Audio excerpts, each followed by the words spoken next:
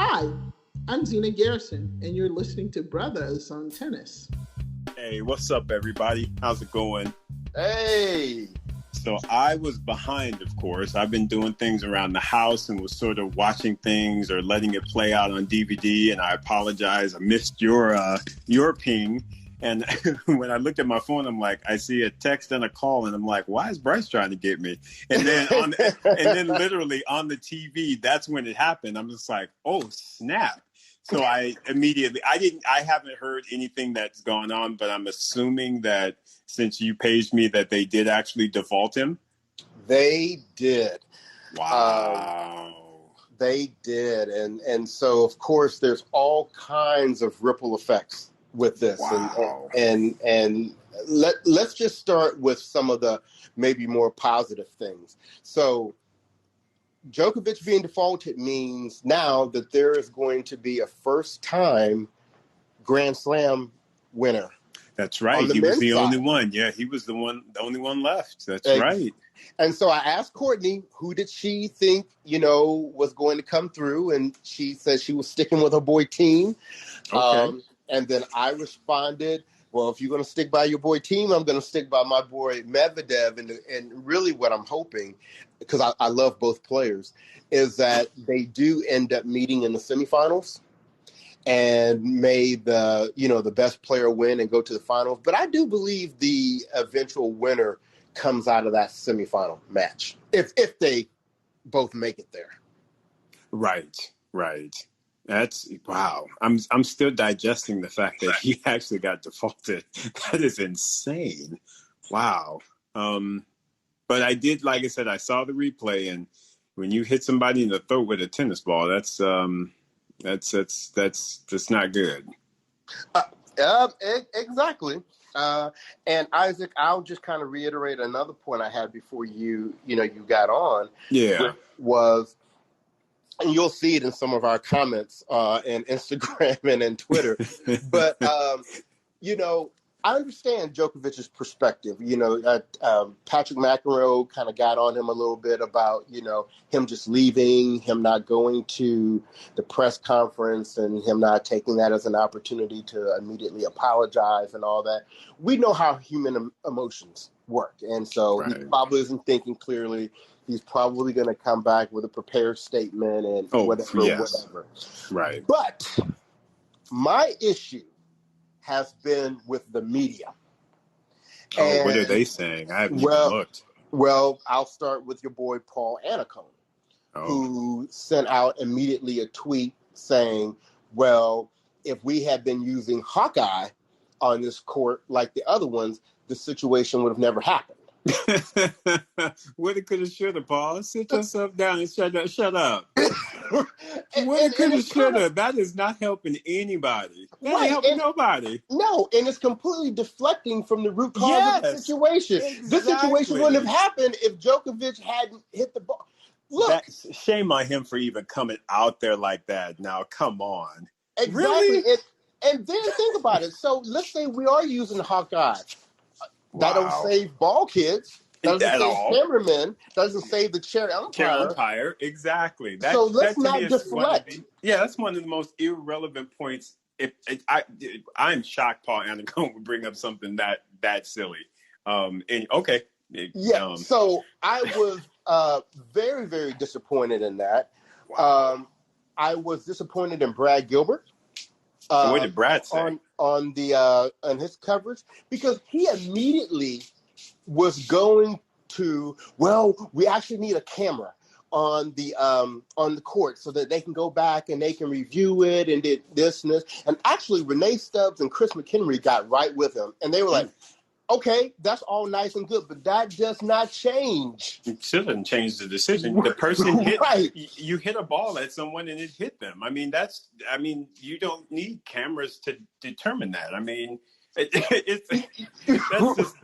I'm shocked about what these folks are bringing to the table as arguments. Ridiculous. You have a lady holding her throat, screaming. Exactly. Because she got hit in the neck with the ball. One of our followers on Instagram was like, the Djokovic haters are out here because he didn't even hit the ball that hard.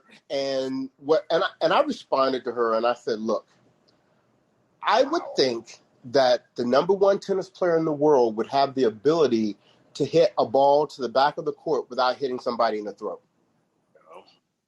You know, so the like Courtney was saying earlier, the regulation does not take in consideration intent. It takes in consideration the action. Well, absolutely. Intent doesn't matter. If you if you hit somebody, what's his name? Shapovalov didn't mean to hit the umpire in the eye, but it happened. So intent or not, it happened. So therefore, you have to judge on the action. I don't understand how anyone can debate that. That's absolute silliness. And then our favorite reporter, Mr. Ben Rothenberg, he put out, I don't know how he was hearing or somebody was hearing the conversation between Djokovic and the umpires and the officials. And apparently what was being said from Djokovic's side was, well, she's not even really hurt. She doesn't have to go to the hospital. You're really going to default me? You know, my Grand Slam, my career, you know? And so kind of at that moment, even, you know, Djokovic a little bit was not, you know, taking full ownership for what he had done, because what many of the, you know, what Tim Henman is saying, what Darren Cahill is saying, what Renee Stubbs is saying, what they're all saying is that as players, the moment that happened, Bethany Maddox-Sands said the same thing. The moment it happened, they knew he was defaulted. It's done. Exactly. I mean, you know, props to the officials for being kind and sitting there and listening to Djokovic plead his case or whatever, but the decision was already done. Exactly. And so I'm not saying that I'm, you know, and everybody knows I'm not the biggest Djokovic fan. I mean, the guy's a great tennis player. I can't take that away from him at all. But by the same token, it only makes me think, in comparison, you know, if Serena yells at somebody, then all hell breaks loose, right?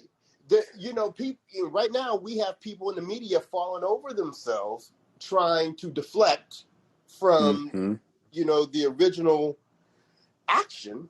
Yeah, and if Serena had done this, or like I think AK who's on here said, if Kyrgios had done this, oh my goodness, God. Oh my goodness, yeah, that 2 years.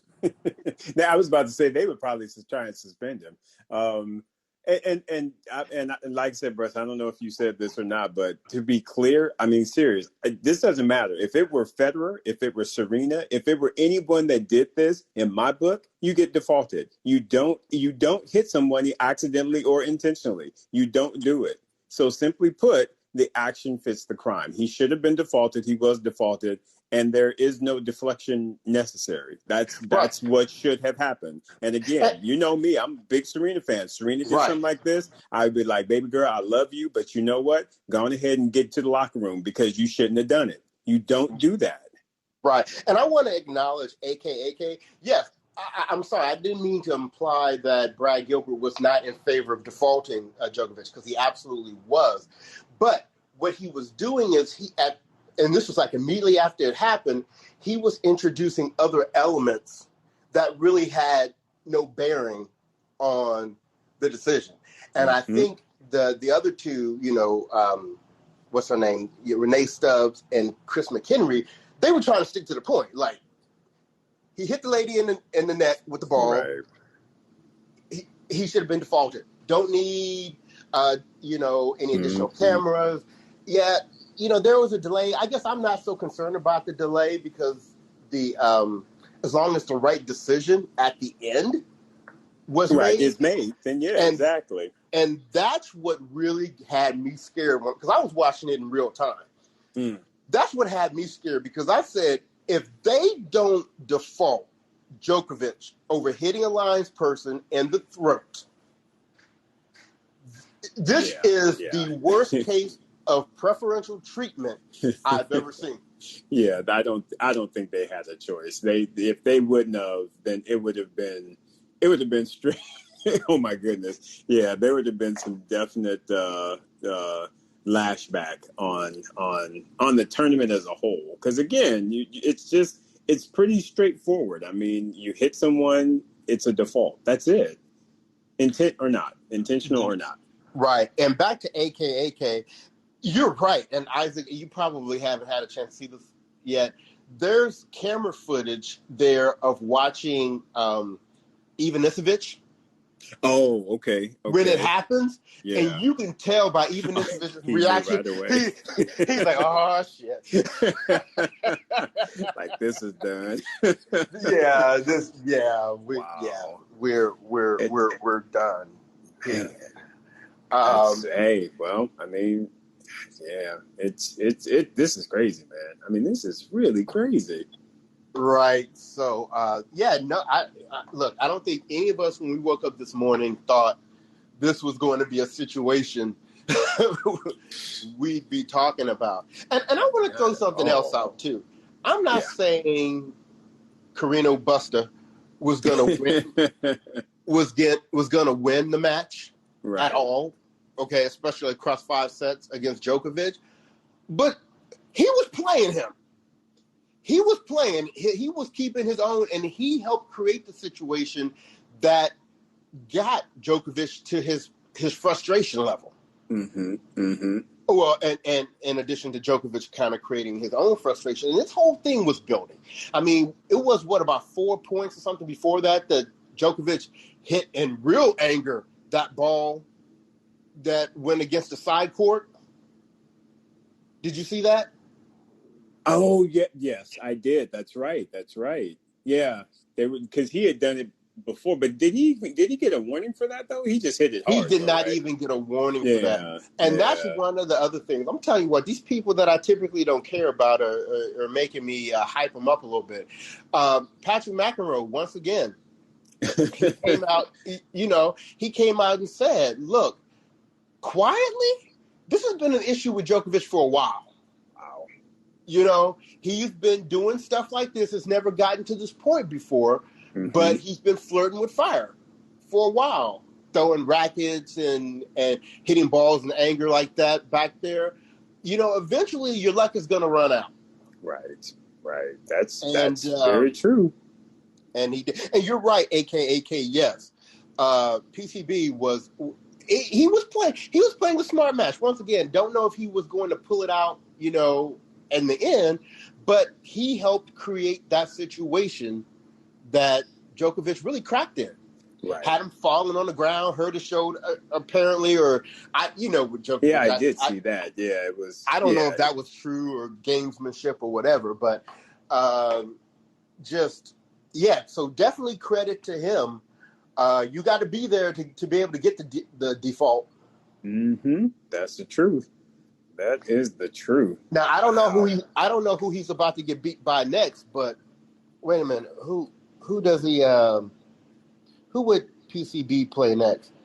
That's a good question. I don't have it in front of me. He's going to get the winner of Shapovalov and and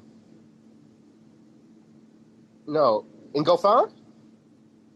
Oh yeah, that's right. Shapovalov and Goffin. Well, there you go. Well, opportunity for them.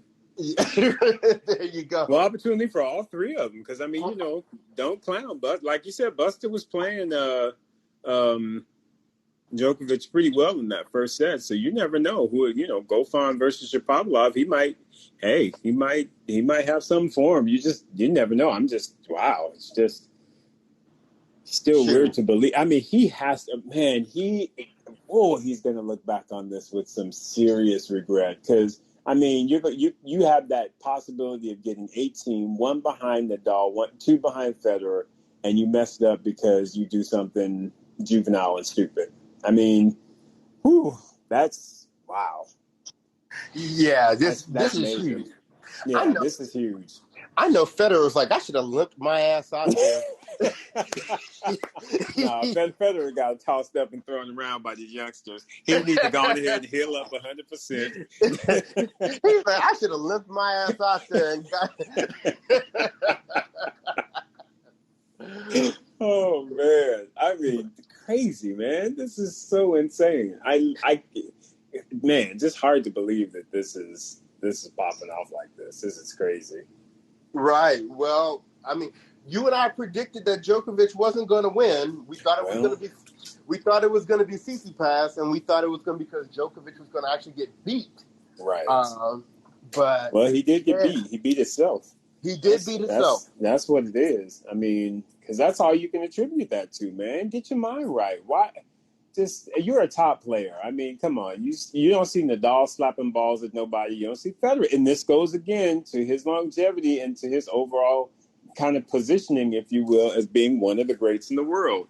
That you don't see something like this happening with Nadal or Federer, especially at this point in their careers. Be professional. Get your mind right. Have your mind right. Well, let me jump on that, Isaac, and you'll see this in our Instagram. There was one of our followers. Remember the lady from England? I do. Yep. Yes. So I guess she's a Djokovic fan. Okay. And so she came out there and was like, "Oh, there's all this energy from the Djokovic haters, and if Federer had done this, they'd be finding all kinds of ways to not default him." And I said, "Well, let's stop that right there." Be clear. That is the key difference. Roger Federer would not even be in the situation. So there wouldn't be a need to try to treat him any differently because that isn't the type of demeanor or behavior he exhibits. Right. That's the truth. I mean, that's just the truth. So, wow. Man, this is going to be interesting. It's so crazy. Yeah. I wish we could have a podcast interview with Federer and Nadal right now. I can only imagine what they are saying back at their homes. Like, oh, man. They were on text with each other like immediately. Right? Like, yo, did you just see that? And I saw Kyrgios went out there and said, if he had done the same thing, how many years do you think he would have been suspended? Yeah. That's, But again, that goes to some of Kyrgios' actions too, though. So, anyway, we won't go too deep on that, though. Yeah, this was such a surprise, and I tell you what, man, watching it live, it was just kind of crazy because, like, is this really happening? I know, it's like, is this really going on for real? Yeah. Wow, man. I mean, like I said, go ahead. Yeah. Well, I was going to ask you this question. There was somebody online that stated, and I asked Courtney the same question. Yeah. They said they wondered if Djokovic was now going to potentially take the rest of the year off. And so my initial response was like, he's chasing this goat itch too much. Yeah. There's no way he's going to miss playing the French, a major. But Courtney, who remembers like the biggest Djokovic fan, said when she said that was her first initial thought. And she said because he's taken a lot of PR hits lately. Mm-hmm. And then I guess supposedly they just came out at the French Open that they are not going to have the exception that the U.S. Open has, that you can have private housing. You have to stay in one of the two hotels. Oh, okay. And some of the top players, and think specifically Serena, who is against staying in the hotels. This may go into some people's decisions. I mean, what do you think? Specifically about Djokovic, I guess. Yeah, I mean, it's a good point. I mean, I don't know. I mean, I still feel like, especially given what's just happened, it would be difficult for me to think that he would skip the French. Right. That's the way I felt. Yeah. I mean, I just don't know that I see Djokovic skipping a Grand Slam at this point. I mean, just even if it's something, something that he's not exactly 100% in, support of, I still think he would get his mind right to deal with it in order to be able to compete. That just is my initial gut reaction to it. Well, I want to call out AK because he's asking if Rafa's going to be okay with that. And they actually called out Rafa because I didn't know this, but I guess Rafa has a concern about the hotels as well. But I just have a feeling that the French Open will do something on the humble to satisfy Rafael Nadal. Oh yeah, for sure. You know, if Rafael even hints that he's not going to play because of some rule or regulation that's going to be at the Rafael Nadal Open, believe me, they will make a change quick enough to give you whiplash. Yeah, you better say it, bro. That is the truth. Yeah, they will switch it up real quick and be like, "Yo, we not gonna." We thought about this, and private housing really isn't that bad. Yeah, we were being a little rash, and we gonna rethink. So just hold up. It's all good. You know, we be sometimes kind of quick to speak, so we have to kind of catch ourselves every time. Gotta catch ourselves, right? You better know it. Rafael, man, please. They will not risk him not trying to show up for the French Open. That right. They will get. That would be so much bad press. Oh my goodness. No. Yeah. They know better. They are smart business people, so they will do what's right to make sure that they number one is at his own Grand Slam. Or they're going to be like, Rafael, we had already reserved the top floor for you, so there ain't going to be nobody else up there but you and who you want to be up there. And who you want, and we're going to clean it up on the hour, even on the half hour if you want us to. We will have folks in there in and out, making sure it's right. Man. So question for you, Isaac, because like me, I know that you are a big FAA fan. Yes. And he's playing some of the best tennis we've ever seen him play. Yeah, what does this mean for him now? Well, I mean, it's tough though because he's supposed to be playing team next, so it's that in itself is going to be that's the popcorn match in my eyes right there, man. I am so looking forward to seeing that matchup because both of them just got mad power. And it's really going to be, in my opinion, who executes on the day. Because I don't know what their head-to-head is, even if they've even played one another. You got to love how he's looking, man. There's a couple folks that are surprising me in this tournament. FAA is surprising me. Tiafoe is surprising me. I mean, it's just like they look as though their game is really kind of shaping up real nice in this tournament. So... I tell you what, like I said, Tiafoe, I give him a swinger's or a puncher's chance against Medvedev. I mean, I know it'll be tough, but the way he's just been going at it, and kudos to Wayne Ferreira, man. Good job. We knew that was going to be a good We knew that was going to be good. Exactly. Because Wayne is the dude. I mean, Wayne has always been a great player, great ambassador for the sport. I always, ever since I followed tennis, when Wayne Ferreira was out there, I was like, oh, yeah, I like this guy. So, yeah, you knew he was going to bring some positive to Tiafoe's camp, and it's showing, and it's immediately showing. So, I'm very happy to see those two gentlemen. Their games are definitely stepping up. How about you, man? Well, so let me speak on Tiafoe first, and I love my brother and all that, but Medvedev gonna beat him like he stole something. And here's the thing. Especially with Djokovic out now. Yeah. I won't be surprised if it's straight sets, because you'd have to have the type of mental energy to be able to change toxic water into something safe to be able to turn that around for what Medvedev is going to bring that day. Now, believe it or not, I give FAA a bigger chance against Team, and the reason I do is because. I think he has a bigger edge potentially with Team on it being a faster court. Right. Good point. Now, if this was on clay, I'd be telling FAA to try to get a seat next to Tiafoe on a plane. But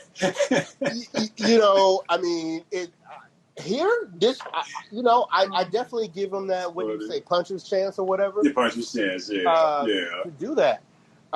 Also. Shout out to the American women. What's really going on? Shelby telling you, Rogers taking out Kvitova today. right? Jen Brady acting like I am not any way impressed by any of your Grand Slam titles, Angelique Kerber. Your time has passed. It has, right? You know, Listen, man. Like I said, bro, they are doing their thing, and like I said, Jen Brady is her game and her mental is just on another level. And she was exactly like you said. She was like, "Ain't nobody impressed with you, Angie Kerber. Don't get off my court." And Shelby was like, she's she just like I said, I don't know if she's just conjuring the spirit of Lindsay and her game, but she is bringing her game. To bring that to Kvitova, that is impressive. And I honestly did not think Shelby would be able to get past Kvitova. So seeing that, I was just like, wow, I didn't either. But that's the American effect. When you see one person doing good, it just immediately kind of bleeds over into your game. And you see, like I said, you see Tiafoe out there. You see Serena getting it done. I mean, hey, it's motivation. It's motivation. Absolutely. And I tell you what, anybody who's been watching the tennis, they should be able to testify that in no way this whole conversation about should there be an asterisk by whoever wins it, whoever wins this on the men and the women's side will have had to play some good ball, because although it may not have the names that you're used to, the quality of the tennis is definitely there. Absolutely agree. Completely agree. Yeah, it's definitely, we are seeing some good tennis. So yeah, there's no way there should be any type of an asterisk on this Grand Slam at all. It's definitely turning out to be one of the wildest ones. I tell you that. So I have this question for you, Isaac, and for really any of our listeners. AKA Kelly. Do you think this defaulting today, plus with this whole new Players Association, plus with his Coronavirus for Everyone tour, and for his crazy talk with his psychics and all that, do you think that this is all playing a role into his legacy for as really a great of a player as he actually is? Do you think all these other extraneous things are having a negative impact on what his ultimate legacy is going to be? Oh, for sure. I mean, for me, I absolutely believe so. I mean, like I said, him and all of the, crazy talk that he's had. I mean, that will play a role. And I think a lot of it is going to actually hinder him from being able to claim greatest of all times. Like I said, I do still believe that he'll end up. Well, and I tell you what, no, I mean, you can't really judge this one, but we'll see. 2021 will say a lot in regards to the whole race for the Grand Slam, title numbers and things like that. But because, like I said, these young ones they're trying to get their game right. They're trying to get their mind right. And I think the minute that one or two of them can kind of contend with Djokovic, I think it's going to slow down a lot as it relates to his Grand Slam, championship, titles that he's gaining. But yeah, getting back to your question though, Bryce, in my eyes, it absolutely does impact, because it weighs into just a lot of the things overall that people just can't get with. And you can't be called the greatest if you will have all of those elements, if you will, that make you a champion and a leader in the sport. I just feel like he has hurt himself a lot in regards to some of the decisions he's made, some of the things that he said. Yeah. So in my opinion, yes, but we'll ask some of the other folks. Well, I see Ishan's, and I hope I'm pronouncing your name correctly. I totally agree with your comment, because although just because of his numbers, right, he has to be included in the big three, but he's always been consistently third. And it's because of, and I think this is a little bit of what you were just saying, Isaac, to be really considered at that level, right? It's more than about the results on the court. Right. And I think most people will say that, Roger Federer and Rafael Nadal have been two of the greatest ambassadors for tennis that the game has ever had. And so, that plays a huge role. And right now, Djokovic is really kind of struggling in that area, because look, let's not forget, with this whole new Players Association, it did not miss me that 3 people didn't follow. Mm-hmm. And that was Djokovic. Federer, Nadal, and Murray. Yep. And Murray's his boy, so that's pretty darn surprising. Exactly. So, I just don't know what, sometimes I think we try to give attributes to people based upon other skills that they have. You can't take away from Djokovic that he is an amazing tennis player. Amazing tennis player. Absolutely. I would never say that he's not. But, there's some screws not completely screwed in upstairs. And I'm not criticizing him for that. I'm just being factual. Mm-hmm. Yeah, no, absolutely, man. Absolutely. It speaks to, just again, some of the comments he's made, some of the things that he's tried to do. I mean, it just seems a little bit slick that you're trying to do some of these things, with this alternate union or what have you, with Nadal and Federer not being present. It's like, what you trying to do, bro? What's up? What you doing? Trying to be slick. So it just doesn't come across as being very, very genuine. So, and back to AK. One of the things, I don't know if you've been listening to our podcast or not, but one of the things that we often say is that, even if Roger Federer, ultimately gets passed in the number of Grand Slams, he's always, and I'm going to pull from my old school wrestling references with The Rock, he's always going to be the people's champ, I think. I think people will forgive, like, okay, maybe he didn't, have the most Grand Slams, but the way he represented tennis and was universally beloved by so many, I think he will always be the people's champ. Right. That's the truth. I mean, I just feel like that will be, in most folks' minds, I think it'll be Roger. Of course, others will have Rafa, but I don't know that you'll find many that are going to vote him over those two. Correct. Yeah. Correct. Oh, man. This is crazy. Who would have thought we'd have this kind of excitement? Because I'll be very honest with you. Last night before I went to bed, I was looking at the order of play today for, the U.S. Open.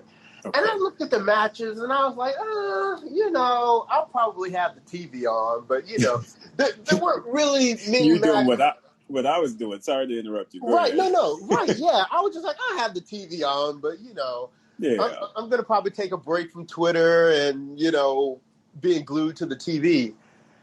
This been the most popular game. Right? So we got defaults, we got American upsets, we got all kinds of stuff going on up in here, man. This is crazy. Right. Oh my goodness. And it would have been very interesting. This is one of the few times this week that I've thought, I wonder what the reaction would have been if they had a full stadium. Wow. Especially the way that woman went down. Now, granted, I don't know. I mean, it did. Look, I'm just watching it on TV here in Southern California. Mm-hmm. My initial reaction was, for the way it looked like Djokovic hit that ball, her reaction on the ground, grabbing her throat and hollering, looked a little extra to me. But I mean, I'm not, and it may not have been, because sometimes it don't take a whole lot of pace. If it just hits you in that right spot, that's all it takes. Guys, we know, we know, yes, just in that right spot, But the way she was on the ground and grabbing her throat and hollering, I wonder what the reaction from the crowd would have been. Yeah, it would have been interesting. Yeah. Because you don't know if they'd be booing, if they would be sad because of the end result, or the verdict rather. It'd be hard to tell. I don't know, man. I don't know. Yeah. My goodness.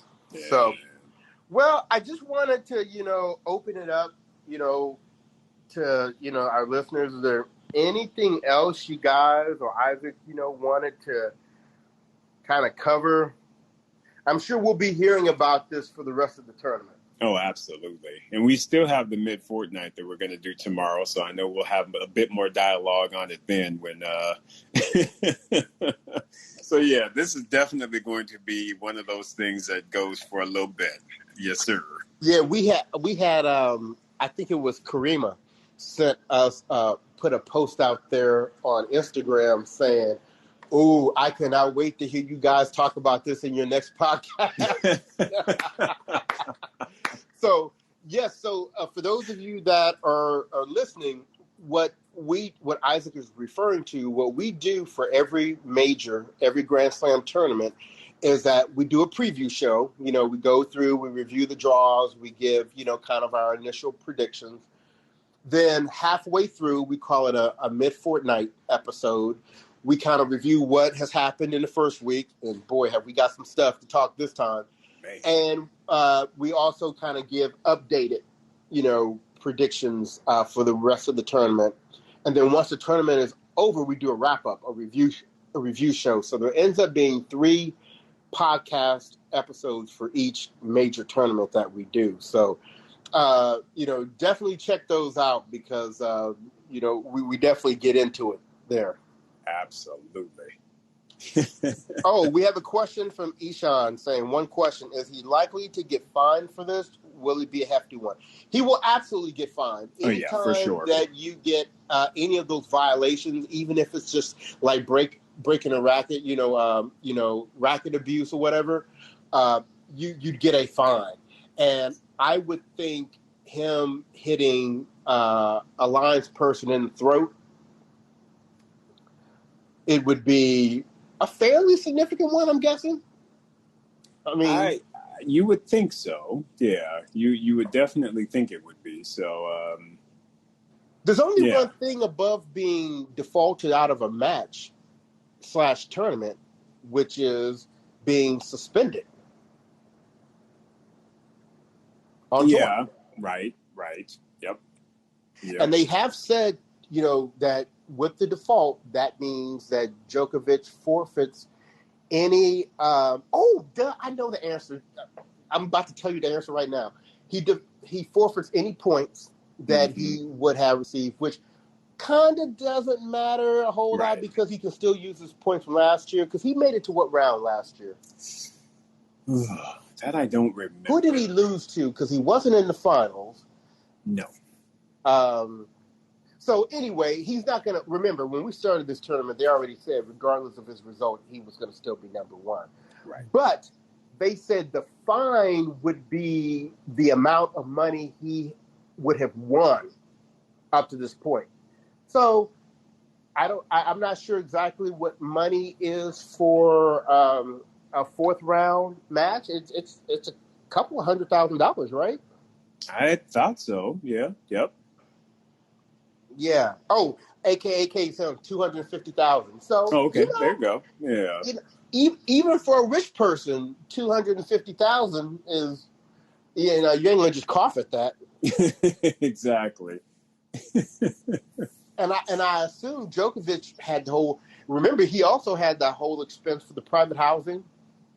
That right. Thing and the security and all that kind of stuff. So, this tournament may have just been a big expense for him, other than maybe him getting some good matches in and him getting ready to go. Now, here's the question I have, actually. You're right, Ishan, that's a big fine even for an elite athlete. Right. Is there a potential I'm assuming there's not a potential of suspension. Because Shapovalov wasn't suspended, right, when he hit the one umpire in the eye, right? No, I don't think he was suspended. So yeah, okay. I'm not sure that I don't think that there'll be a suspension. But yeah, it's just a default. Okay. Because I'd be like that might be one way he ends up not playing the French. Yeah, that's true. Yeah, but I agree with you. I don't think that's the case. I think they'll. I mean, like I said, he'll have enough agony over this just based on the based on the default itself. But yeah, no, they won't take any time away from him. I don't like I said, I'm pretty certain of that. But again, you never know. Right. Well, We thank everybody for jumping on. This is just kind of spur of the moment thing. I saw Courtney left. She probably couldn't take us talking about Djokovic anymore. Love you, Courtney. But yeah, keep your eyes and ears peeled for some further. I'm new here. What's the podcast called, guys? It's called Brothers on Tennis. Yes. So that's BRUTHAS on tennis. And if you go to our website, well, first of all, we're on all of your basic podcast platforms. But if you want to go to our website, you can have access to all of the episodes there. And our website is Brothers on Tennis, spelled the same way, .com. Sorry about that. Did I lose you? No, I hit the wrong button and ended up hanging myself up. Oh, okay. So, yeah, definitely go out and check us out. We'll be recording that episode tomorrow, and hopefully we'll get it up in the next day. Right. Yeah, man. Always good to have a new listener. Yes. Trying to spread the love. Absolutely. So, well, okay, we're going to go ahead and sign off. Thanks, everyone, for coming on and joining, and enjoy the rest of the tennis today.